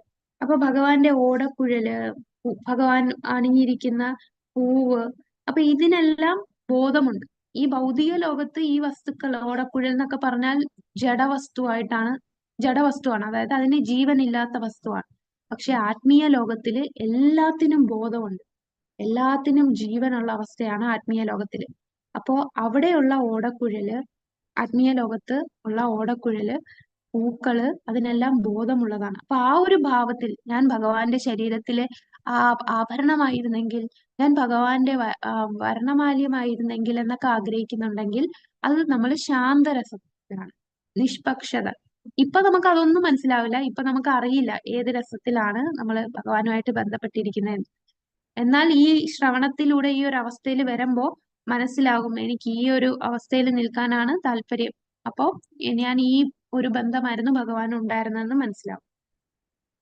പിന്നെ പശു, കൃഷ്ണന്റെ പശുക്കൾ, ഓടക്കുഴല്, പൂക്കൾ, ഇവയെല്ലാം ശാന്തരസത്തിൽ ഇരിക്കുന്നു.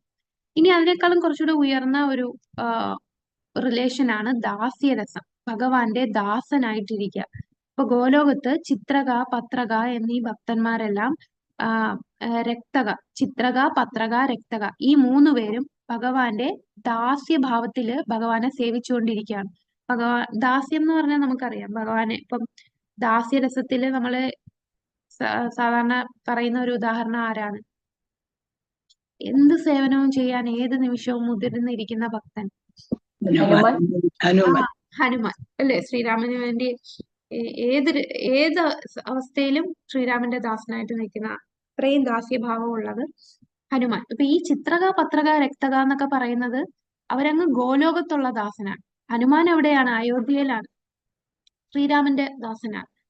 അപ്പോ ഈ ദാസ്യഭാവത്തില് സേവ ചെയ്യാൻ ആഗ്രഹമുള്ളവര് ദാസ്യരസം. ഇനി അടുത്തത് കുറച്ചുകൂടെ ഉയർന്ന ഒരു രസമാണ് സഖ്യരസം, അല്ലെ ഭഗവാനുമായിട്ട് ഫ്രണ്ട്ഷിപ്പില് ഉള്ള ബന്ധം സ്ഥാപിക്കാൻ ആഗ്രഹിക്കുന്നവരെ കാണും. അതാണ് സൗഹൃദം. ബലദേവൻ, ശ്രീധാമ. ശ്രീധാമ എന്ന് പറയുന്ന ആരാ?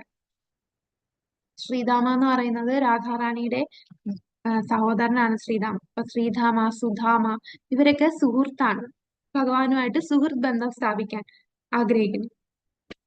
അടുത്തത് വാത്സല്യരസം. വാത്സല്യരസത്തിലുള്ള ഉദാഹരണം ആരൊക്കെയാണ്? പുതിയ ബാച്ചിലുള്ളവർ പറഞ്ഞോളൂ. വാത്സല്യരസം, ഭഗവാനുമായിട്ട് വാത്സല്യരസം സ്ഥാപിക്കുന്നത് യശോദ മാതാവ്, ആ സുരേഷ്. നന്ദ മഹാരാജാവ്. ഓക്കെ മാതാജി. സുരേഷ് പ്രഭു അൺമ്യൂട്ട് ചെയ്ത് പറഞ്ഞോളൂ. പ്രഭുവിന് വേറെ ഉദാഹരണം പറയാൻ പറ്റുമോ? വേറെ നമ്മളുടെ അച്ഛന്മാര്.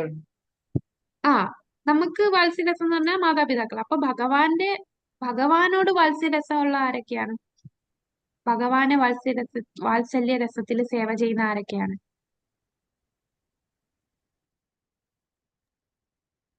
ഭഗവാന്റെ മാതാപിതാക്കൾ പറഞ്ഞോളൂ, ആരൊക്കെയാണ് കൃഷ്ണന്റെ മാതാപിതാക്കൾ? യശോദമാത, ആ, യശോദ, നന്ദരാജ. നന്ദമഹാരാജാവ്. അപ്പൊ ഗോലോകത്ത് യശോദാമയും നന്ദമഹാരാജാവുമാണ്. ഇനി അങ്ങ് മധുരയിലാണെന്നുണ്ടെങ്കിൽ അവിടെ ദേവകി, ദേവകി, വസുദേവർ അല്ലെ. അപ്പൊ ഇവരെല്ലാം വാത്സല്യ ഭാവത്തിലാണ്, രക്ഷകർത്തൃത്വം. അപ്പൊ നമ്മൾ ഈ പറയുന്നത് ഗോലോകത്തുള്ള കാര്യങ്ങളാണ്. അപ്പൊ ഗോലോകത്ത് നന്ദമഹാരാജാവും യശോദയും പോലെ. ഇനി മാധുര്യരസം എന്ന് പറഞ്ഞാൽ ദാമ്പത്യ സ്നേഹം. അപ്പൊ ഗോലോകത്തുള്ള മാധുര്യ രസത്തില് സേവ ചെയ്യുന്ന ആരാ? ഗോപിമാര്. അതിൽ ഏറ്റവും ഉയർന്നത് ശ്രീമതി രാധാറാണി. ശ്രീമതി രാധാറാണിയുടെ സേവകരായിട്ടുള്ള സഖിമാര്, അവരുടെ സേവകരായിട്ടുള്ള മഞ്ജരിമാര്, ഇവരെല്ലാരും മാധുര്യ ഭാവത്തിലാണ് ഭഗവാനെ സേവ ചെയ്യുന്നത്. അപ്പൊ ഇവരെ എല്ലാരെയും വിളിക്കുന്നത് രാഗാത്മിക ഭക്തർ എന്നാണ് പറയുന്നത്. രാഗാത്മിക ഭക്തർ. ഈ രാഗാത്മിക ഭക്തരുടെ പാത പിന്തുടരാൻ ആഗ്രഹിക്കുന്നവരാണ് രാഗാനുഗ ഭക്തി എന്ന് പറയുന്നത്. രാഗാനുഗ ഭക്തിയിലെത്തുമ്പോൾ രാഗാനുഗ ഭക്തി എന്ന് പറഞ്ഞാൽ നമ്മൾ ഭഗവാനെ കുറിച്ച് കേട്ട് നാമം ജപിച്ച് യമനിയമങ്ങളൊക്കെ പാലിച്ച് ഭക്തിയുത സേവനം ചെയ്ത് കുറെ ഒരു സ്റ്റേജ് എത്തുമ്പോൾ നമുക്ക് ഈ ഭഗവാനെ കുറിച്ച് കേൾക്കുന്നതിൽ ഇതിലേതേലും ഒന്നിനോടായിരിക്കും താല്പര്യം. ചിലപ്പോ എനിക്ക് സുഹൃത്തുക്കളും എങ്ങനെയാണ് ഭഗവാനെ സേവിച്ചുകൊണ്ടിരുന്നത് അത് കേൾക്കാനായിരിക്കും എനിക്ക് ആഗ്രഹം. ബാക്കിയുള്ളതിനേക്കാളും എനിക്ക് കൂടുതൽ ഇൻട്രസ്റ്റ് സഖ്യരസം കേൾക്കാനായിരിക്കും. അതിനർത്ഥം എനിക്കും ഭഗവാനുമായിട്ട് ശാശ്വതമായിട്ട് സഖ്യരസമായിരുന്നു ഉണ്ടായിരുന്നത്. അതുകൊണ്ടാണ് അവരുടെ കാര്യങ്ങൾ കേൾക്കാനും, എങ്ങനെയാണ് ബലദേവൻ ഭഗവാനെ സേവിച്ചത്, ശ്രീരാമ എങ്ങനെയാണ് ഭഗവാനെ സേവിച്ചത്, ഇതിനുള്ള താല്പര്യം വരും. അപ്പൊ അവരെങ്ങനെയാണോ ഭഗവാനെ സേവിച്ചത് അതേപോലെ അവരുടെ പാത പിന്തുടർന്ന് നമ്മളും സേവിക്കാൻ തുടങ്ങും ഭഗവാനെ. അങ്ങനെ വരുന്നതാണ് രാഗാനുഗ സാധനാ ഭക്തി എന്ന് പറയുന്നത്.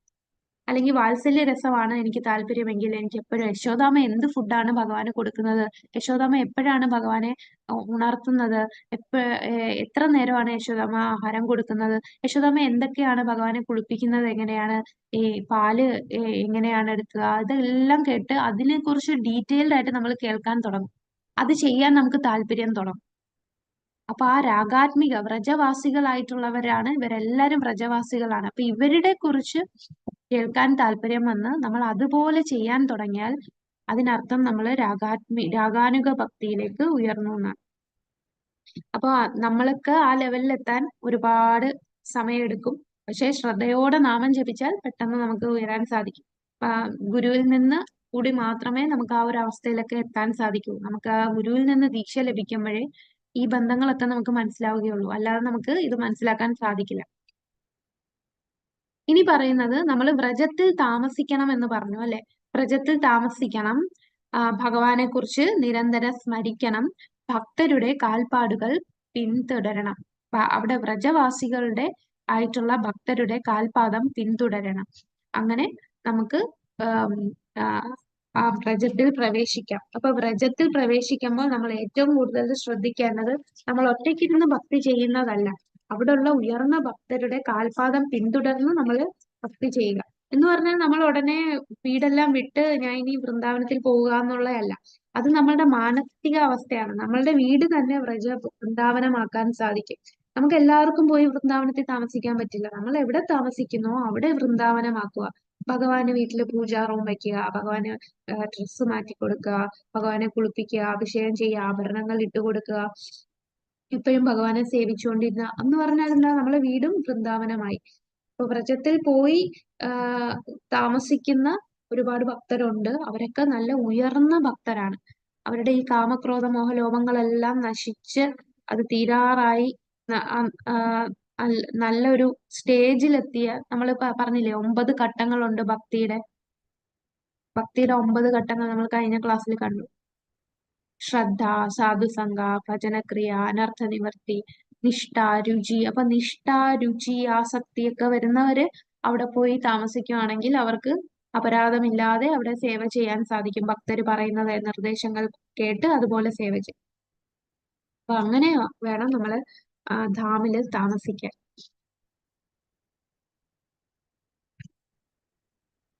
അവരെ സേവിക്കുക, തീവ്രമായിട്ട് ഭഗവത് സേവനയിൽ ഏർപ്പെടുക. എങ്ങനെ സേവിക്കാം? വികാരത്തോടെ, നേരിട്ടുള്ള മാർഗനിർദ്ദേശപ്രകാരം. വൈഷ്ണവ ഗുരുവിന്റെ കൃഷ്ണന്റെ കാൽപ്പാടുകൾ. ഗുരു കൃഷ്ണ പ്രസാദപായി ഭക്തിലതാ ബീജ്. അപ്പം ഗുരുവിന്റെ കൃഷ്ണന്റെ കാൽപ്പാടുകൾ പിന്തുടരുക. നമ്മൾ ഗുരു എന്താണോ നിർദ്ദേശിച്ചത്, ഭഗവാൻ എന്താണോ നമുക്ക് നിർദ്ദേശിച്ചു തന്നിട്ടുള്ളത്, അതുപോലെ നമ്മൾ ചെയ്യണം. നമുക്ക് തോന്നിയ പോലെ അവിടെ ചെന്ന് താമസിക്കാൻ പാടില്ല. എപ്പോഴും സാധനയിൽ, ബന്ധത്തിൽ, ആത്മീയ ആചാരങ്ങൾ, ഭഗവത് പ്രസാദം, ഭഗവാനെ തിരിച്ചറിയുന്നു. ഒരാൾ സിദ്ധപുരുഷനോ അല്ലെങ്കിൽ ആത്മീയമായി തികഞ്ഞ ആത്മാവ്. അപ്പൊ നമുക്ക് ഈ ഒരു അവസ്ഥയിലേക്ക് എത്തണമെങ്കിൽ നമ്മൾ ഈ ആചാരങ്ങൾ, സാധന നമ്മളെ കറക്റ്റ് ആയിരിക്കണം.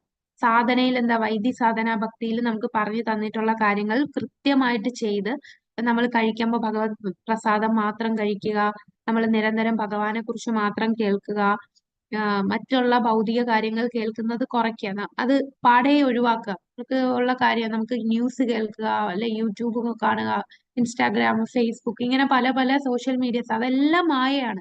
ഈ സോഷ്യൽ മീഡിയസ് എല്ലാം നമ്മളെ ഭഗവാനെ മറക്കാൻ വേണ്ടി തന്നിട്ടുള്ളതാണ്. അതിലേക്ക് പോയി കഴിഞ്ഞാൽ നമ്മൾ ഭഗവാനെ മറക്കും.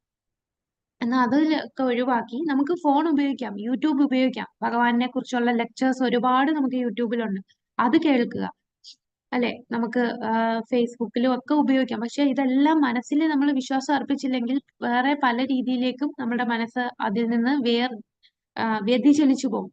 അപ്പൊ നമ്മളെ സാധന കറക്റ്റായിട്ട്, ആചാരങ്ങളെല്ലാം കറക്റ്റായിട്ട് ചെയ്യുക, ഭഗവാനെ പ്രസാദം കഴിക്കുക.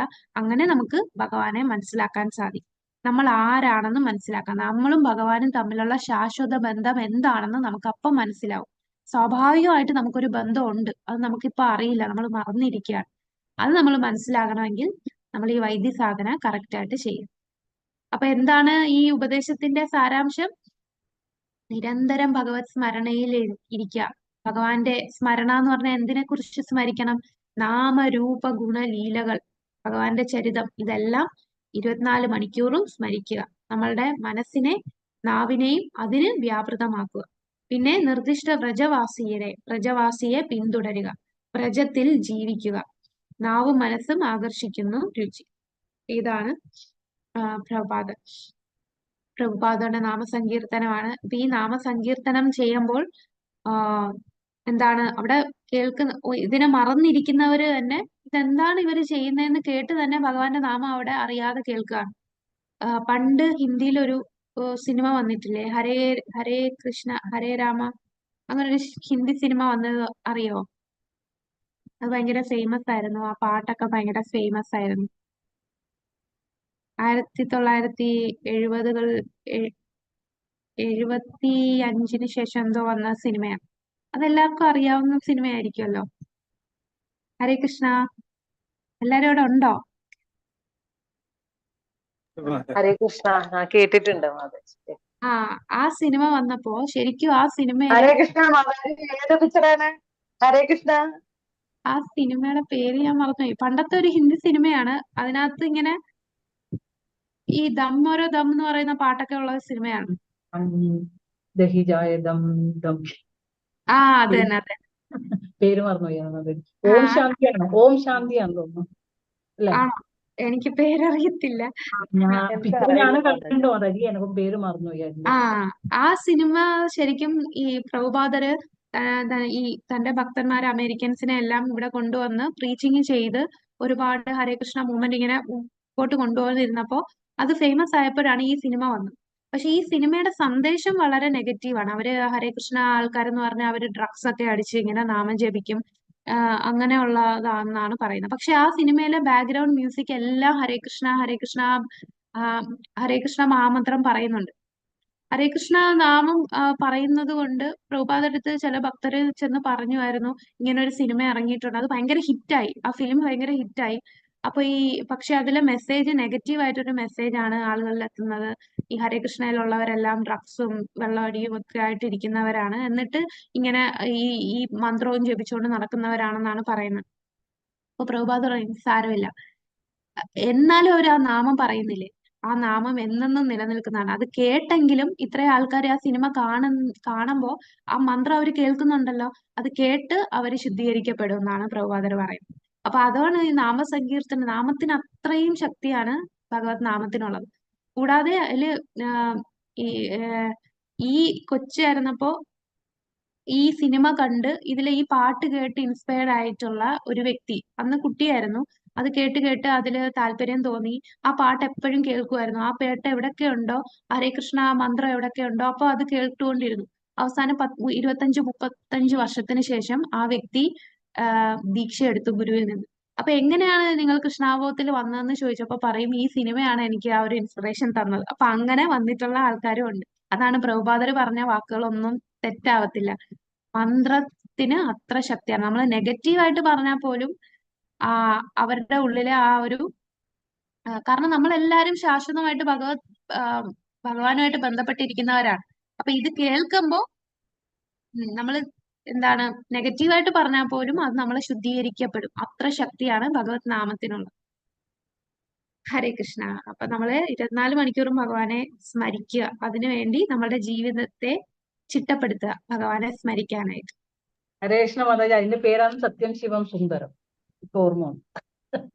അതാണോ സിനിമ? ആ എനിക്കറിയില്ല അതെ മാതാജി. അതെ അതെ അതെ ഞാൻ കണ്ടിട്ടുണ്ട്, അതിങ്ങനെ ഓർക്കുമായിരുന്നു. ഓ, ആ സിനിമയാണല്ലേ? ഹരേ കൃഷ്ണ. സത്യം ശിവം സുന്ദരം. ഓക്കെ. ഹരേ കൃഷ്ണ. ഹരി ബോൾ. ഹരേ കൃഷ്ണ. അപ്പൊ നമുക്ക് ഈ ചോദ്യം കൂടെ നോക്കിയിട്ട് ഇന്നത്തെ ക്ലാസ് നിർത്താം. എല്ലാ ഉപദേശങ്ങളുടെ സാരാംശം എന്താണ്?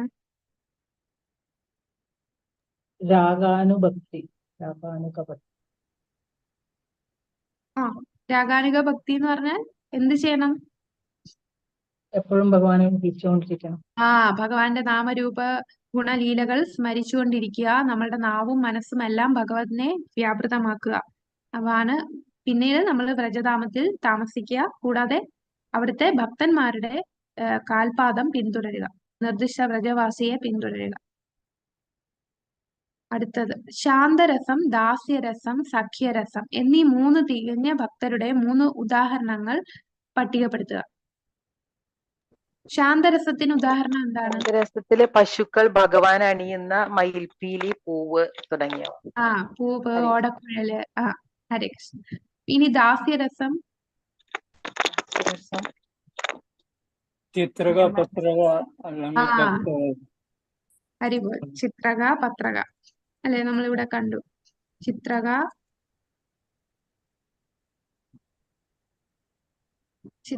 പത്രക, രക്തക.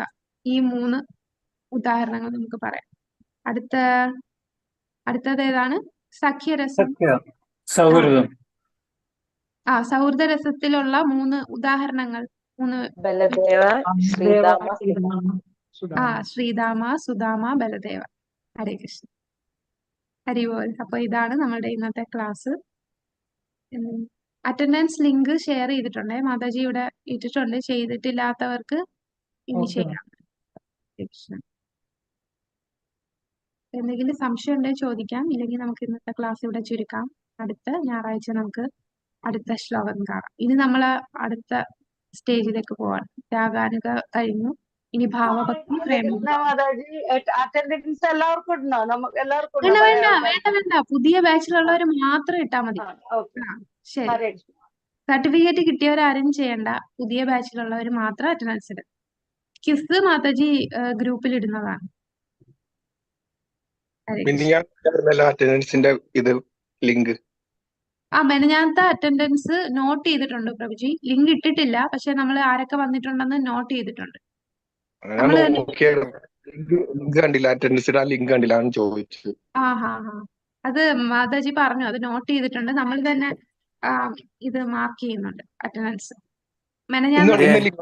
ഇന്ന് പക്ഷെ ലിങ്ക് ഇട്ടിട്ടുണ്ട്. ഇന്ന് എല്ലാരും ലിങ്കിൽ കയറി അറ്റൻഡൻസ് മാർക്ക് ചെയ്തോളൂ. പക്ഷെ ലിങ്കിൽ കയറി അറ്റൻഡ് ചെയ്യുമ്പം ഔട്ട് ആവുകയാണ്. ഇപ്പം കേറിക്കോ പ്രഭുജി. ഔട്ട് ആയാലും കുഴപ്പമില്ല. പ്രഭുജി കയറി അറ്റൻഡൻസ് മാർക്ക് ചെയ്തോളൂ. സുരേഷ് പ്രഭു അല്ലേ? ഹരേ കൃഷ്ണ. ചെയ്തു മാതാജി. ശരിയായിട്ടുണ്ട് കേട്ടോ. വേണുഗോപാൽ പ്രഭു ഒക്കെ ചെയ്തിട്ടുണ്ട്. ഉമാദേവി മാതാജി ചെയ്തിട്ടില്ലല്ലോ. ഹരേ കൃഷ്ണ. ഹരേ കൃഷ്ണ മാതാജി. കിസിന്റെ ലിങ്ക് ശരിയായില്ല. ഓക്കെ, ഞാനത് പറഞ്ഞിട്ടുണ്ട് പ്രഭു. അത് അടുത്ത ദിവസം തന്നെ ശരിയാവും കേട്ടോ. ഓക്കെ. ഇന്നലെ ചെയ്ത് നോക്കിയപ്പോഴും ശരിയായിട്ടില്ല, അതാ ഞാൻ ചോദിച്ചത്. പറഞ്ഞിട്ടുണ്ട് കേട്ടോ. Okay okay. Hare Hare Krishna. Krishna. Hare Krishna. Umadevi mataji attendance കിട്ടിയിട്ടില്ല.